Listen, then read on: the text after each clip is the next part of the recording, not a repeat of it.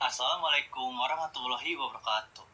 Perkenalkan, nama saya Fikri Mujakil Patin dengan NIM 123370163.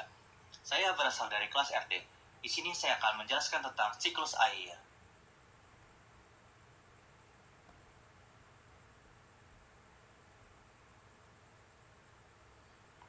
Air adalah elemen penting yang ada di bumi. Dan bagaimana sih siklus air terjadi?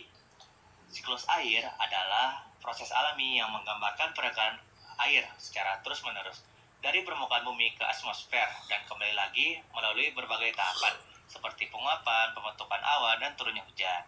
Siklus ini memastikan bahwa air selalu tersedia di bumi dengan mengatur ulang dan mendistribusikan air ke berbagai tempat sehingga menjadi bagian penting dalam menjaga keseimbangan kehidupan dan lingkungan. Dalam siklus air ada 3 proses utama, yaitu yang pertama ada evaporasi, penguapan, yang kedua ada kondensasi, pengembunan, dan yang terakhir ada presipitasi, turunnya hujan. Evaporasi atau penguapan air. Evaporasi adalah proses perubahan air dari bentuk cair menjadi uap air akibat pemanasan, terutama oleh energi matahari. Proses ini terjadi pada permukaan laut, sungai, danau, tanah basah, maupun permukaan benda lain yang mengandung air, dan merupakan langkah awal dalam siklus air. Faktor-faktor yang mempengaruhi evaporasi, yang pertama ada suhu udara, yang kedua luas permukaan air, dan yang terakhir ada kelembaban udara.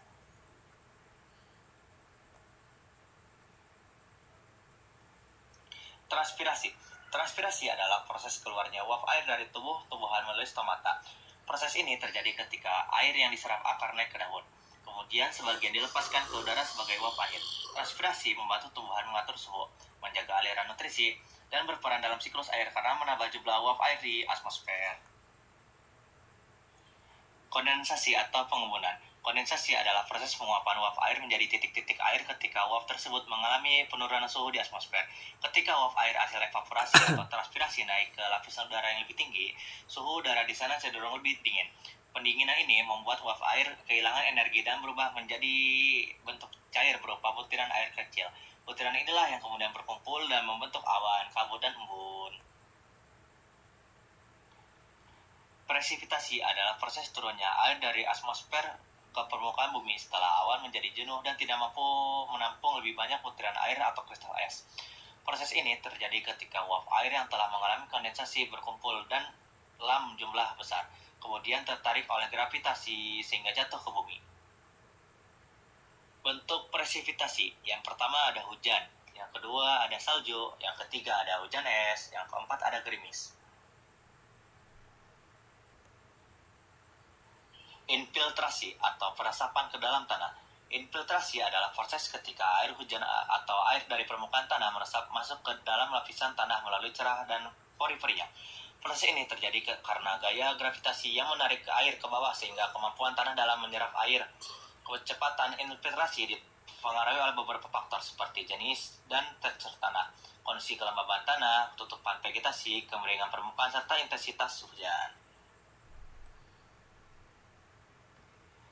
Perkolasi atau gerakan air dalam tanah. Perkolasi adalah proses pergerakan air yang sudah meresap ke dalam tanah menuju lapisan tanah yang lebih dalam sehingga akhirnya mencapai zona air tanah. Air yang mengalami perkolasi bergerak mengikuti ruang-ruang atau pori antar partikel tanah karena pengaruh gravitasi dan sifat tanah yang permeabel.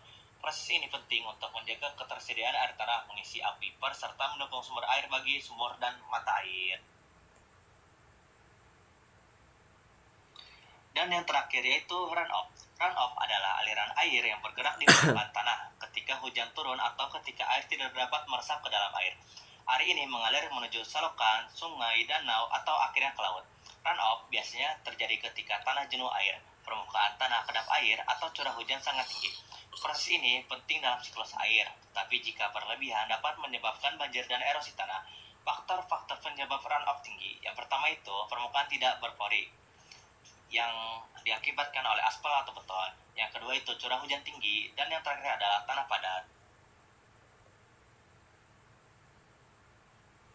Berikut merupakan ilustrasi proses diagram alur siklus air. Dalam diagram tersebut menggambarkan alur utama pergerakan air dalam siklus air. Proses ini dimulai dari evaporasi dan transpirasi.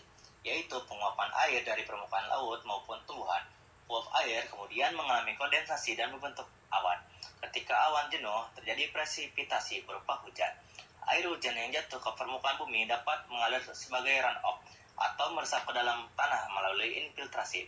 Air yang meresap lebih dalam akan mengalami perkolasi menuju lapisan air tanah. Pada akhirnya, air akan kembali mengalir ke laut, lalu siklus dimulai kembali.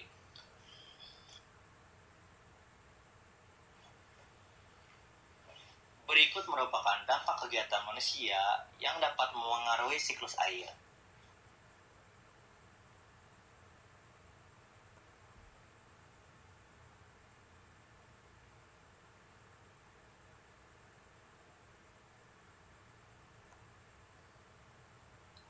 Jadi, dapat disimpulkan yaitu siklus air adalah proses alam yang berlangsung terus-menerus dan mengatur pergerakan air antara atmosfer, daratan, dan lautan melalui tahapan seperti evaporasi, transpirasi, kondensasi, presipitasi, infiltrasi, perkolasi, dan runoff.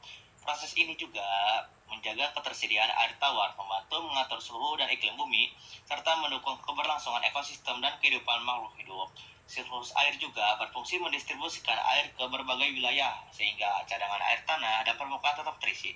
Namun, aktivitas manusia seperti penambangan hutan, polusi, dan perubahan iklim dapat mengganggu keseimbangan siklus ini dan memengaruhi ketersediaan air di bumi. Jadi, cukup sekian presentasi dari saya. Kurang lebihnya mohon maaf. Wassalamualaikum warahmatullahi wabarakatuh.